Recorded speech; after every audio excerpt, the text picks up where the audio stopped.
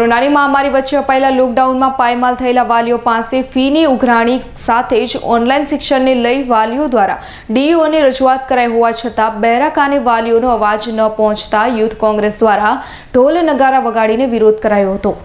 સુરત જિલ્લા શિક્ષણાધિકારીની હુકુમત હેઠળ આવતી ખાનગી શાળાઓની ઓનલાઈન શિક્ષણની ફીના નામે ચાલી રહેલ ઉઘાડી લૂંટ સામે સુરત શહેરના વાલીઓ દ્વારા અને વિવિધ સંસ્થાઓ દ્વારા આંદોલન કરાઈ રહ્યું હોવા છતાં પણ ડીઈઓ જાણે વિદ્યાર્થી હિત નેવે મૂકીને ખાનગી શાળાઓના સંચાલકોના ખોળે બેસી ગયા હોય તેમ તેઓની બેદારી નીતિ કાંઈ બોલવું નહીં, કાંઈ સાંભળવું નહીં અને કાંઈ જોવું નહીંની સામે ગાંધીજીના સિદ્ધાંત મુજબ બુરા મત દેખો, બુરા મત સુનો અને બુરા મત બોલોની જેમ સુરત યુથ કોંગ્રેસ દ્વારા ઢોલ વગાડી ડીઈઓને બેભાન અવસ્થામાંથી જગાડવાનો સાંકેતિક વિરોધ કર્યો હતો। હાલ વાલીઓની લોકડાઉનને લઈ આર્થિક સ્થિતિ કફોડી થઈ ગઈ છે, ત્યારે વાલીઓના હિતમાં જિલ્લા શિક્ષણાધિકારી વિચાર કરે તેવી તાતી જરૂર છે। Bureau report, Surat.